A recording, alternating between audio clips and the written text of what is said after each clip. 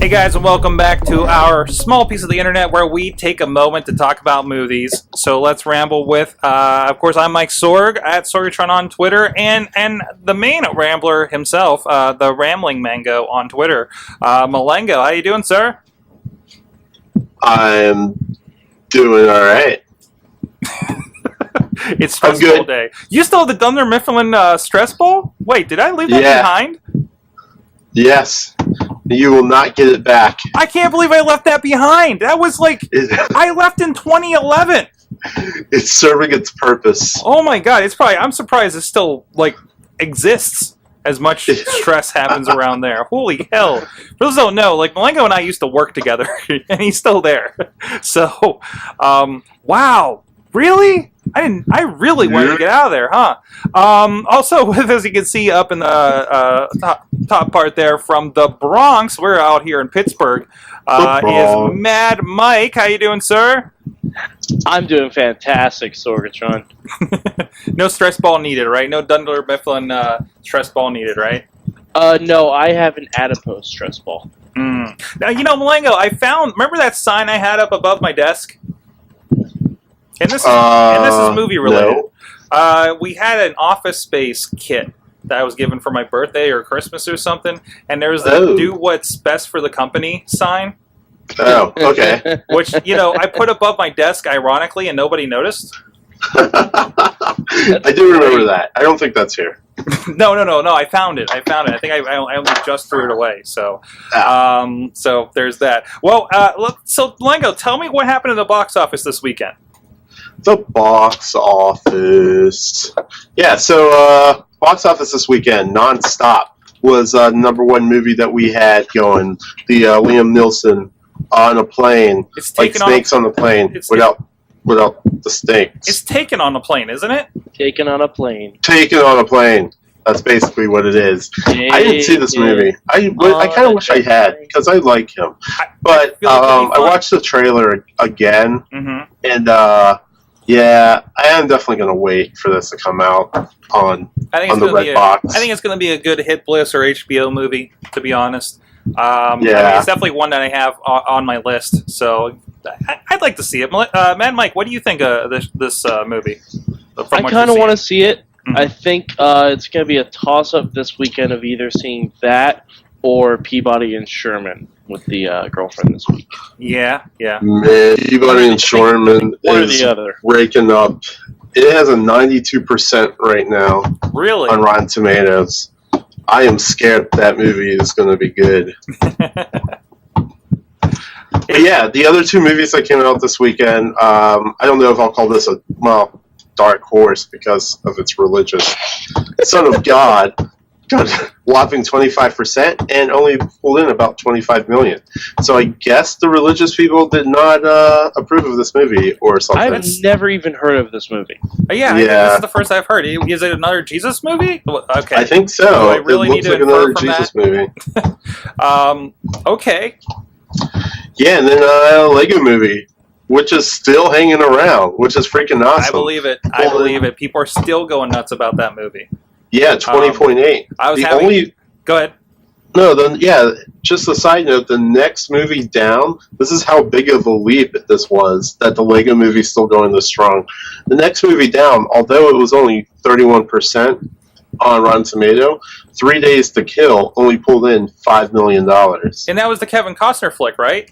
Yeah. Was that opening weekend? It's been out a week. Not Kevin Costner. Was it Costner? Yeah, I think so. Yeah, it's Kevin Costner. Oh, yeah, I think that was the second week out. Yeah, so, I mean, that's almost $15 million leap, which means, I mean, I'd love to know who's going to see this a third and fourth time, because, jeez, it's good. Everything is awesome, but I don't think it's that awesome. Little kids, man.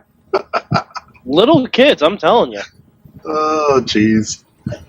But yeah, that was the weekend rundown, dude. Yeah, there's really not much else for little kids. I'm with you on that, Mike. I mean, there's plenty of stuff on DVD. I had a great conversation about how somebody, a friend who's a parent, and how he deals with the, the DVDs and the kids shows and movies and everything, to a point where he said he has a drobo full of kid shows for them. That's awesome.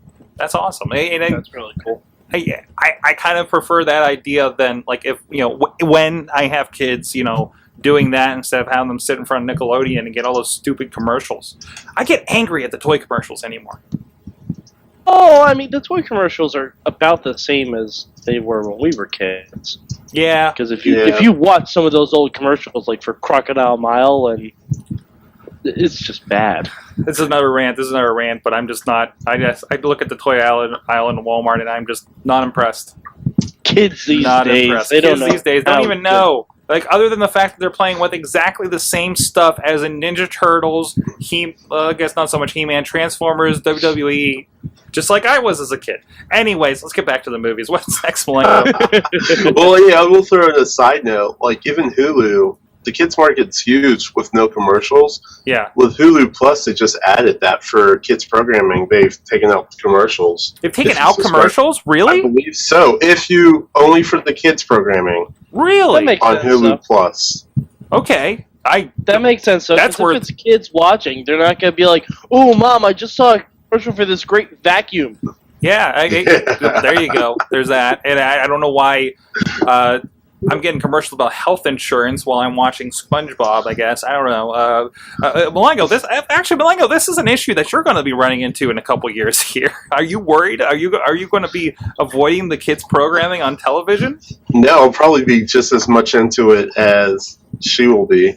As long as it doesn't go down like, Barbie's Wonderful Beach House and Let's Bake a Cake with Susie Sue or whatever. I don't know.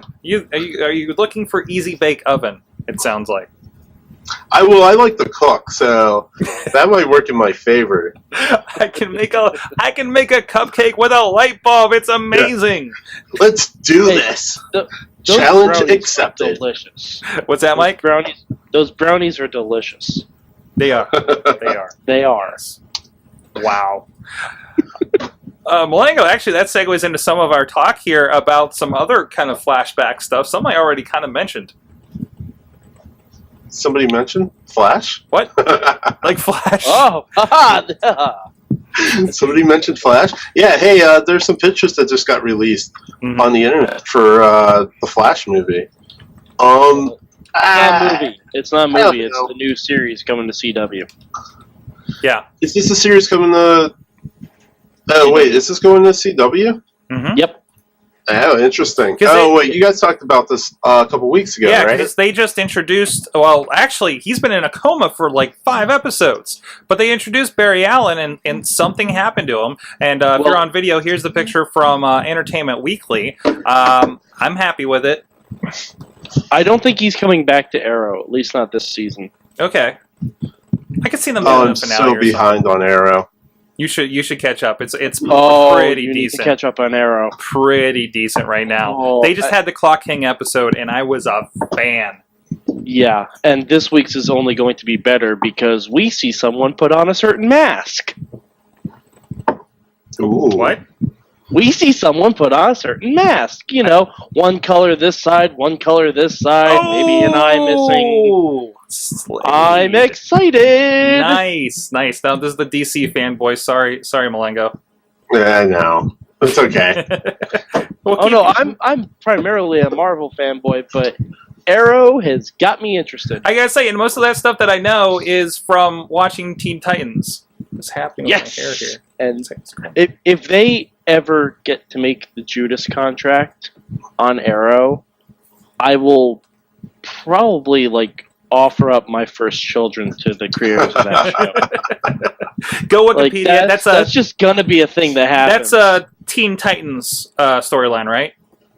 Yes. No. Well, it's a Teen Titans comic storyline, not the cartoon. Yeah. But actually, they did with the cartoon too, but not nearly as graphic. It's the whole Terra storyline. Oh, I see. Terra turns on the Titans. Go Wikipedia if you don't know what the hell we're talking about. It's all out there. You can read an entire storyline in Wikipedia like that. If you don't know what happened in Marvel Civil War, you can probably read the entire paragraph's worth of it in Wikipedia and be okay. You can get lost in that stuff. Anyways, what else we got Nice. from our childhood being resurrected, Mulango? What else we have from our childhood being yeah.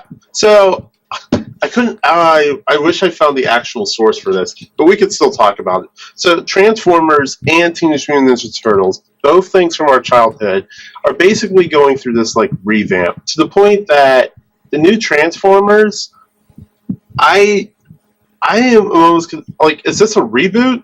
I don't think this is going with because we don't have Shia LaBeouf, and we're replacing him with Mark Wahlberg. Yeah, I think So- it's a semi-reboot from the looks of things, as in, yeah, we have the same Transformers. I mean, we still have Frank Welker as Optimus Prime, that kind of stuff. I think it's like a half-boot, you know? I think it's just taking place in a different part of the world. Yeah. I mean, I think that's all it is. We've already randomly replaced the girl, so we're randomly replacing everybody else. I mean, I like this idea. I mean, they did introduce this idea that there's like this task force they work with, and that can be very kind of worldwide, you know. I mean, it's not like they're selling the movie based on Shia LaBeouf or Marky Mark. No. They're like, hey, look, we've got Optimus Prime riding a freaking Dinobot. You're gonna watch it. Yeah, I'm there. Well, I'm there, regardless. Like one of the things I heard on one of the shows I was listening to on the 404, if you don't listen to that awesome podcast, but one of the conversation notes that came up, which I kind of agree on, is the fact that like they're even adding new Transformers basically to sell toys. Yeah. And Well, so it pulls that whole like, all right, we're just doing this because nobody cares about the Optimus Primes and whatnot that we grew up with. We need new toys. No, because you can only sell so many versions of Optimus Prime is the issue. That's the real, because every episode of the cartoon Let's be was honest. Because was just to sell toys. Yeah, because that was the thing. You would have characters show up out of nowhere. You're like, these guys are stranded on a planet, yet new versions of them keep showing up. Yeah. Like, what is this one? Wait, this one's a spaceship? Why is he stuck there? It doesn't make any sense. Maybe the Autobots are all Buddhists, and they get reincarnated in different forms. That Beast Wars Beast Machines kind of blew my mind, and actually I think you just explained Beast Machines. You're welcome. I do what I can. After all these years, I finally understand Beast Machines. It was some existential robot stuff. It was crazy. Anyways. And I don't think The same goes for Teenage Mutant Ninja Turtles. Mm-hmm. Mike, I just added a link if you want to pull it up. But basically, the same discussion came up where our Teenage Mutant Ninja Turtles now being revamped for a 2000, the next generation Turtles. And I think the cartoon kind of played on this. But if you look at that picture with the toy selection, it's like Michelangelo now is rocking chains. We got Raphael looking very just like bad boyish. Donatello is like pimped out with like Google Glass and whatnot.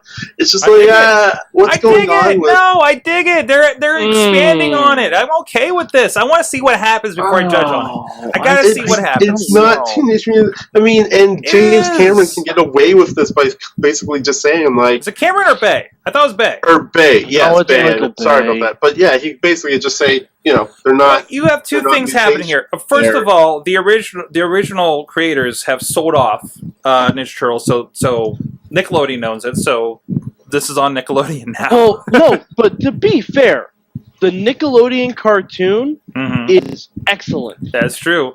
It is very, very, very good. I like it a whole lot. I don't know what this is.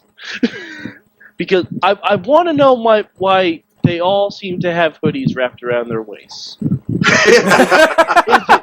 Is it to avoid the issue of turtle genitalia? It's avoiding the Donald Duck issue, okay? It's now they're like, well, they're teenagers. They should probably wear pants by now. But even still, if you look at the distinctions or the differences between Raphael and Leonardo, I mean, if you basically just swap them out, it just looks like Raphael's angrier. I really don't like what they did with Michelangelo. I like that goofy, eat pizza, hang out type, like kiddish. This does with chains, and this makes him look very thug, very New Yorky, I guess. Is that what I think? That's what they were going for. Mm-hmm.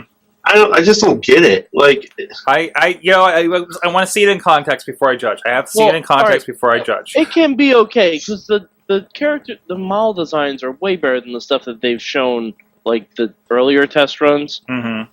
I'm dreading seeing what Splinter looks like. oh, That's jeez. true.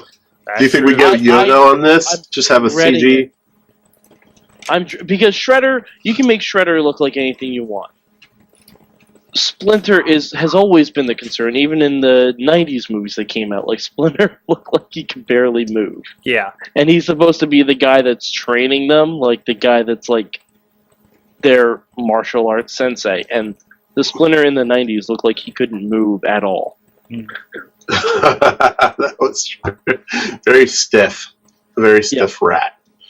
Yeah, I don't know. I mean, this will be interesting. I mean, I understand it's a new generation, but this makes me kind of fear whatever generation. Listen, these kids are I coming grew from. up with the really, in the long run, probably horrendous cartoon, and the Archie Ninja Turtles Adventures comics. Only to reveal later that I've been missing out on the real deal with the Ninja Turtles when they did the 2000s cartoon that was more in the line with the comic books and of course the movies as well. Well, most of the movies were good. I'm okay with a reboot. I'm okay with reimaginings. I'm okay accepting this as the Ultimate Universe edition of the Ninja Turtles.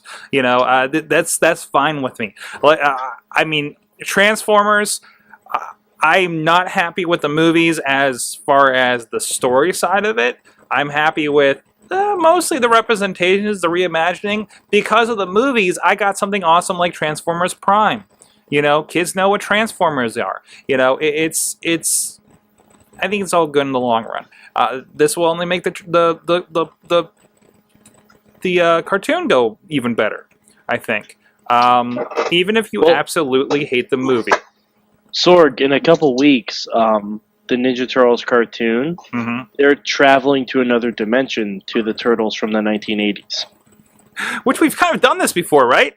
That's what gets me. You told me about that before. And it's like we had a movie about this where they intersected all the previous Ninja Turtle versions. Yeah, I'm super excited about it, though, because they have Rob Paulson, who is Donatello now, and who was Raphael then, and he argues with himself. And I'm glad that I feel like they're really good about acknowledging the many generations of fans in that, in cases like that, in cases like the Turtles Forever movie. The Transformers one, like, I feel like when they make the movies, they don't really pay homage to anything. The only way that they did was the fact that they actually got Frank Welker to do stuff. They're too busy trying to make things that blow up, Sorg. Yeah, like there's definitely a different focus there. That's what sells. Yeah, I mean, there's definitely you didn't, like, even if you watched like the 1986 movie, you know, just for a little bit of context, but. You know, they created a decent world. I like what they're doing. You know, again, because of that, we have that awesome video game. The three of them. If Michael Bay did the new Transformer trailer with the music being "You've Got the Touch," everyone would go see it. That's true.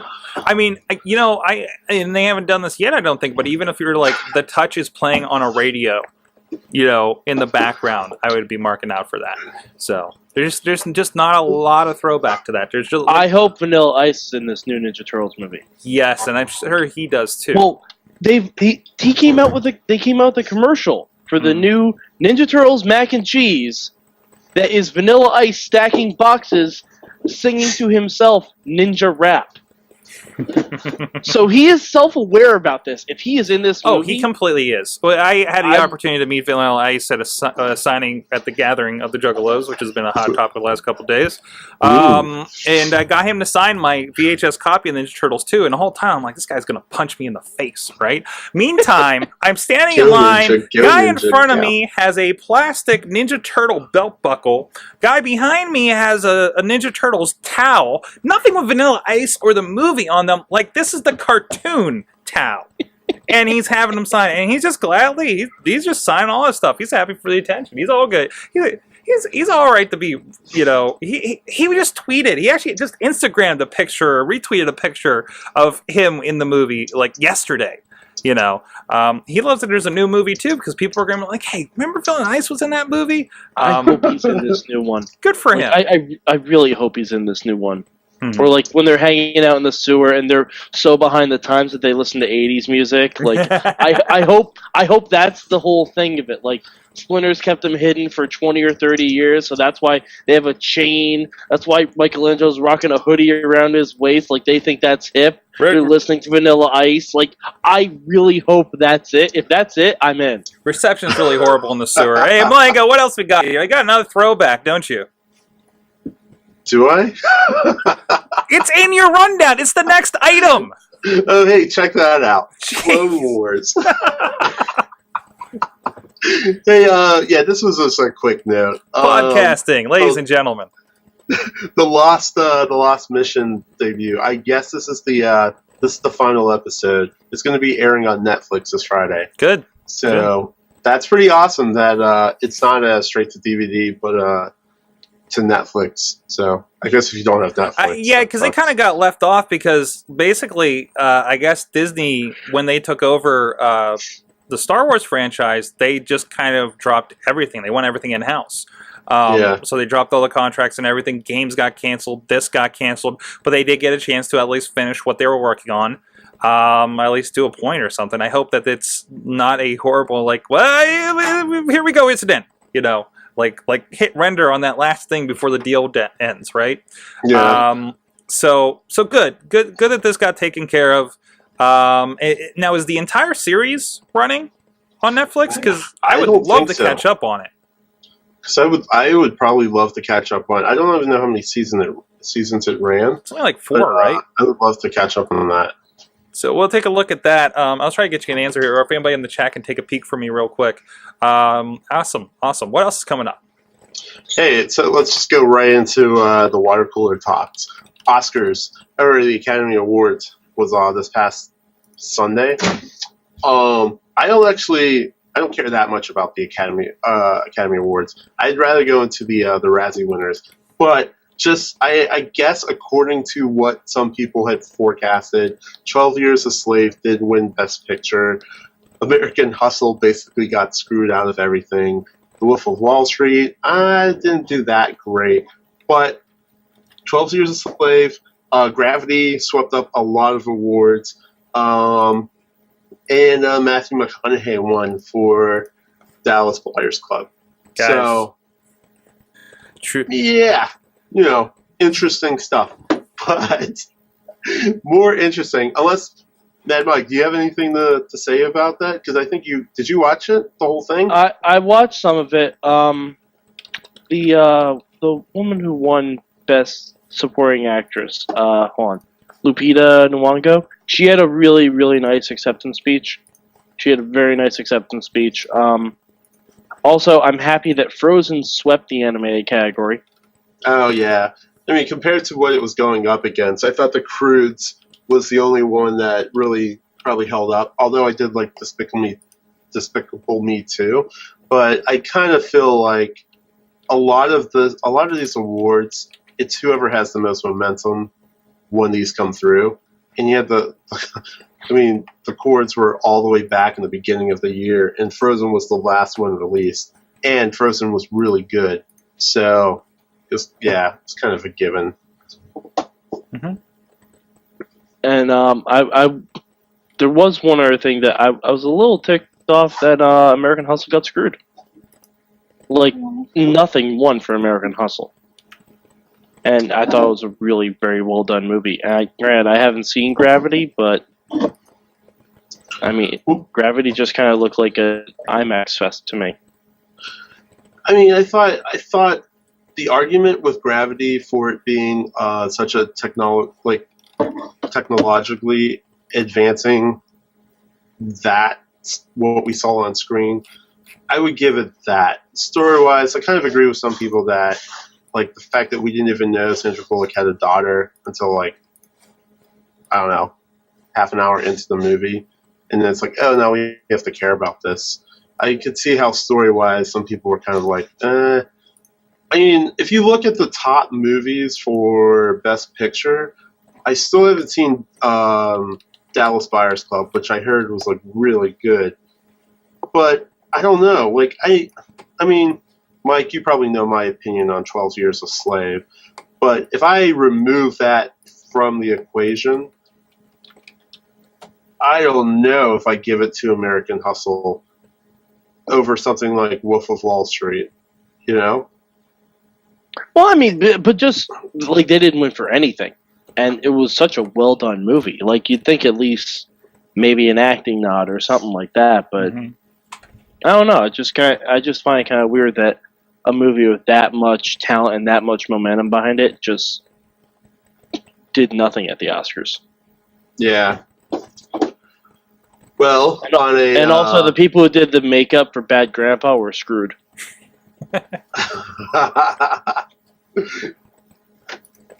Well, I'm sorry, it was a very well done film.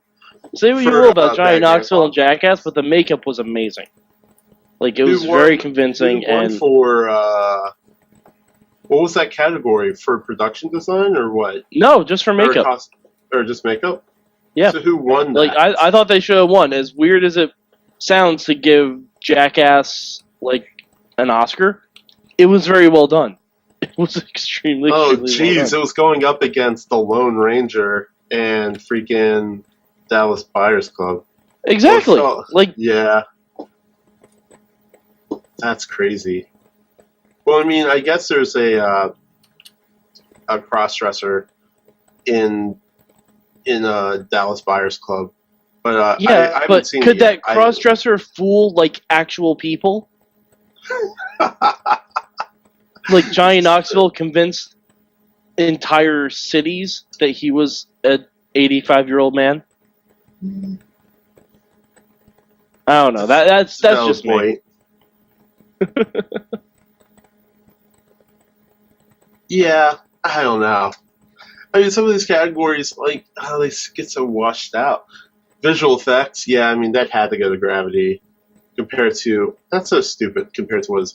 I'm surprised that The Lone Ranger even got nominations. I don't get it. Which leads me into my next, the Razzies. Oh, the Razzies. So here are your top 5 movies for the worst movies for the Razzies. We have After Earth, the Smith family's rendition of Lost in Space or whatnot. Grown Ups 2, The Lone Ranger, A Medea Christmas, which honestly that should just live on this. Tyler Perry's all of his movies should just live on the Razzies, and Movie 43. And the winner went to Movie 43. Movie 43 was hilarious. That had so many tangents. It wasn't a movie. It should have just been like it was 22 short films about Hollywood, and I loved it. But here's one thing I wanted to point out. Worst actress went to Tyler Perry. That's great. Hilarious. Can that just be a recurring, God. like, can there be a category, worst Medea?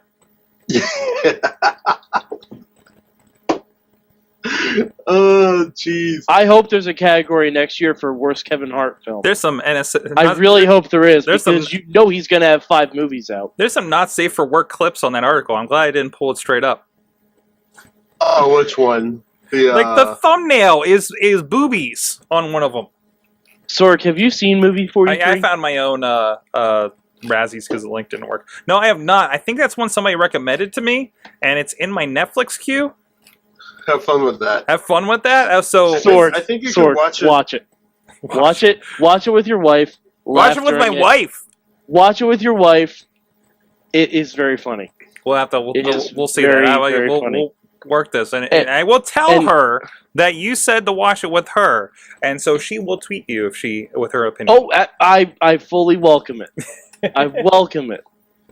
Man, this whole thing. Hugh Jackman is charming as hell in the first snippet. All right. Worst remake, rip-off or sequel, The Lone Ranger. Oh, that's great. All right, Mulango, let us know what's coming up here, and so we can get out of here. All right, yeah, the throwdown this weekend is going to be freaking awesome. Mr. Peabody and Sherman comes out. Also, 300, The Rise of an Empire. Doesn't even matter if it's not historically correct, which it probably will not be. But Which still. one, Peabody and Sherman or 300? 300. But that's the rundown. So it'll be very interesting to see which movie actually pulls out. It's basically kids going up against people that like blood and gore. So that'll be interesting. So let's wrap it up with what we're watching. I saw 47 Ronin, and my thoughts on it were Keanu Reeves has nothing else to do with his time. And he loves Kung Fu. Is he just biding his time until the Bill and Ted remake? I think so. I think twice in the movie, he did the Matrix pose, but just holding a sword. And I was just waiting for him to go like, come on. And just like, just do it. You know you want to do it. And even better, if you count the number, I think he maybe only had like 20 words throughout this entire movie. But with all that being said, I still enjoyed it. So. How many of his words were, whoa? He would just take out the first W, so it's like, oh. Oh, okay. All right. That makes sense. Well, I watched a couple of things. First, the latest Die Hard movie. I think it's Good Day to Die Hard was the one. Does not feel like a Die Hard movie. Feels like random Bruce Willis is going to blow some stuff up in Russia movie. I think that's my biggest thing is that it happened in Russia. It was the first like not American soil version of this.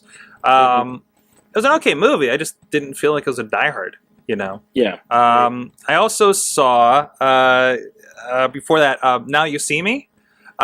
I loved halfway through.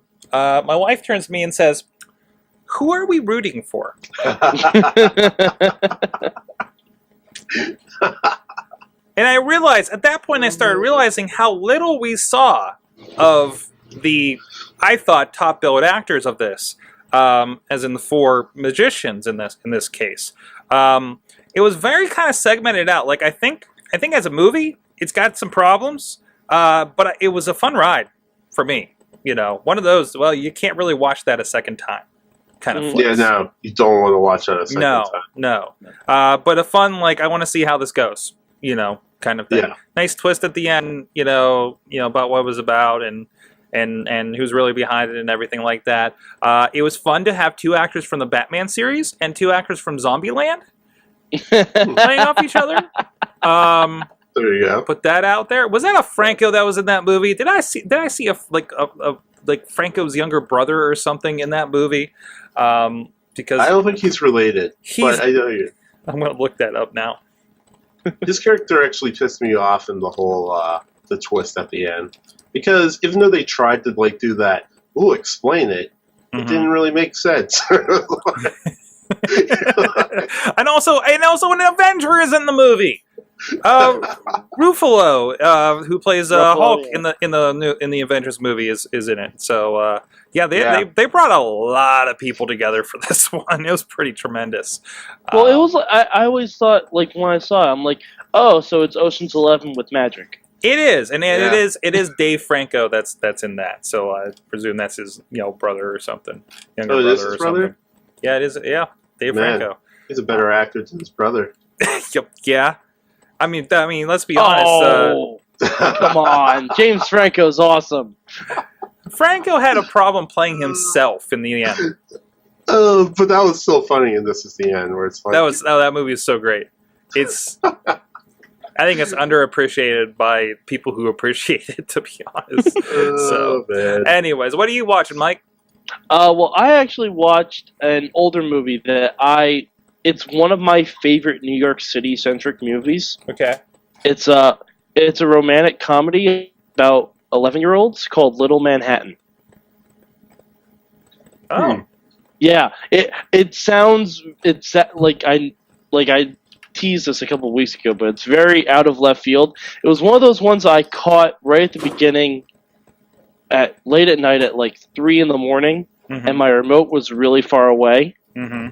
so I didn't change it, and I ended up really, really enjoying the movie. Mm-hmm. And it's something I would recommend. I think it's on HBO on demand right now. I would highly recommend it. It's a very, very cute movie. If you're looking for that kind of thing this weekend, very good movie. Awesome. Cool. Here's a little bit of trailer for you guys on video. From the chat room, Chachi, I'm presuming, is talking about Now You See It, says he's watched that movie 3 times and enjoyed it. The ending makes sense. Oh my So, gosh. Mulango, maybe you need to watch it 2 more times for it to make sense. Oh, jeez. And I don't think a grown man should be watching the 11-year-olds. So there's that. On that Oh, note, and the lead actor in it is actually PETA from the Hunger Games series. Oh, okay.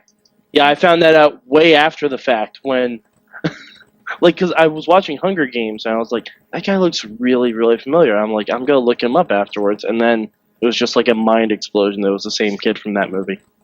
Awesome. Go check it out. HBO Go, he says, or look it up on Fanhattan or something. Well, there's a quick tip. There's a few of them out there, but if you ever, like, you guys like usually suggest a movie or something like that, the first place I go is like, it was Fanhattan. I think it's now just fan.com, but it's pretty good about you plug in a movie and it'll tell you what services it's on, and you can set like, let me know if it's on HBO Go or Netflix or Amazon Prime, so it's, I can just go ahead and watch this versus buying it. But it does also have links so it's on like iTunes and stuff like that too. what's that called? What's that? What was that link called? If you search for Fanhattan, but like I said, I think they also have fan.com. It's also an app on iPhone and I presume on Android as well. It's actually fan.tv, but fanhattan.com works as well. They're kind of expanding. I have a feeling they're going to get a little bigger than the service I want to use them for. Like, for instance, here, like True Detectives on their front page, it lets you know it's on HBO Go, or you could go to the Xfinity app in order to watch it. So, like, it even loops in some of those, like, on-demand services as well. So, all right, Mulango, we talked about a little bit what's coming out this weekend. Wait, we already did touch on that, didn't we? I'm switching my show notes. I'm sorry. With that, Mulango, he's at Rambling Mango on the Twitter. Let him know what you think, especially you, Chachi. And also at Mad Mike 4883, and you can find him. He joins us on the Wrestling Mayhem Show series of podcasts and Google Hangouts and all that stuff at WrestlingMayhemShow.com. And of course, you can find this show. We're at live.sorgatronmedia.com. You don't even need that. Go to sorgatronmedia.com, and there's a link right at the front page thanks, Mike, for that idea last week. Go poke around on the sites and see how I implement it. Let me know what you think of that. And also, you can join us here. Well, no, you can also join us in the chat room as well there at that link at live.sorgatronmedia.com and all that kind of stuff. Check us out on iTunes. Look up the Rambling Movie Minute. Look us up on YouTube and everywhere else. And, of course, the show's just posted over at sorgatronmedia.com. So with that, go have some fun at the movies.